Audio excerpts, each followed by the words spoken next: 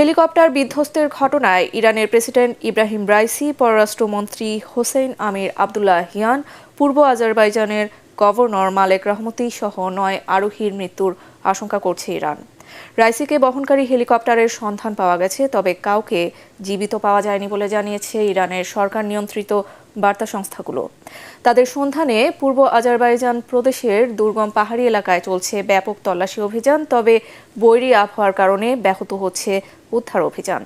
উদ্ভূত পরিস্থিতিতে দেশবাসীকে উদ্বিগ্ন না হওয়ার আহ্বান জানিয়েছেন ইরানের সর্বোচ্চ নেতা আয়াতুল্লাহ আলী খামেনি। ইরানের পাশে থাকার ঘোষণা দিয়েছে সৌদি, তুরস্ক, রাশিয়া সহ উপসাগরীয় বিভিন্ন দেশ। আরও জানাচ্ছেন শরীফুল ইসলাম। রোববার আজারবাইজান সীমান্তবর্তী এলাকায় একটি বাঁধ উদ্বোধন করতে যান ইরানের প্রেসিডেন্ট ইব্রাহিম রাইসি।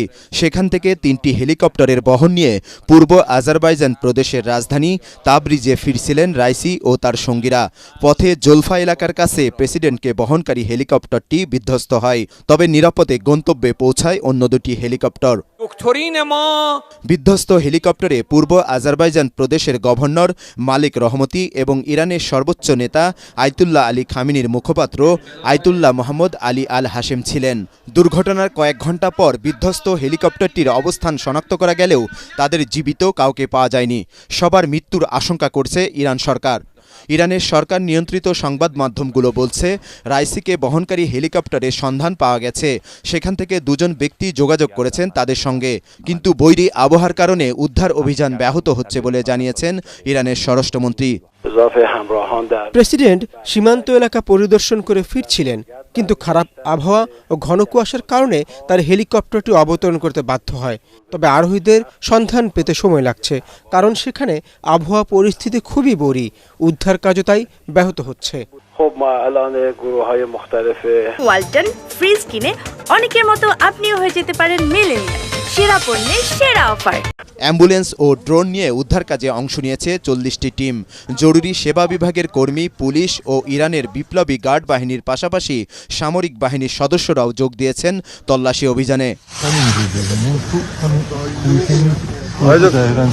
ইরানের রেড ক্রিসেন্ট জানায়, দুর্ঘটনার পর হেলিকপ্টারটিতে আগুন ধরে যায়।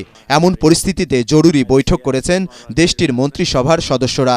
উদ্ধার অভিযান জোরদার করতে দুর্ঘটনাস্থলে গেছেন ইরানের বিপ্লবী গার্ডের প্রধান।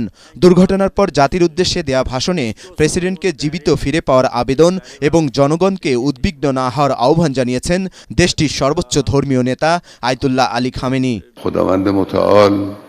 মহান সৃষ্টিকর্তা আমাদের প্রিয় প্রেসিডেন্ট ও তার সঙ্গীদের সুস্থ শরীরে ফিরিয়ে দেবেন সেই প্রার্থনা করছি। দেশবাসী, আপনারা উদ্বিগ্ন হবেন না, আমাদের রাষ্ট্র পরিচালনায় কোনো বিঘ্ন ঘটবে না। ইব্রাহিম রাইসিকে বহনকারী হেলিকপ্টার বিধ্বস্তের ঘটনায় উদ্বেগ জানিয়েছে সৌদি আরব, রাশিয়া, তুরস্ক, সংযুক্ত আরব আমিরাত, কাতার, ইরাক সহ আরও অনেক দেশ। উদ্ধার অভিযানে সহায়তা করতে 32 সদস্যের উদ্ধারকারী দল পাঠিয়েছে তুরস্ক। এদিকে মর্মান্তিক এই দুর্ঘটনার পর শোকে স্তব্ধ হয়ে গেছে গোটা ইরান। প্রিয় প্রেসিডেন্টকে জীবিত ফিরে পেতে প্রার্থনায় মশগুল দেশবাসী। শরীফুল ইসলাম, এটিএন বাংলা।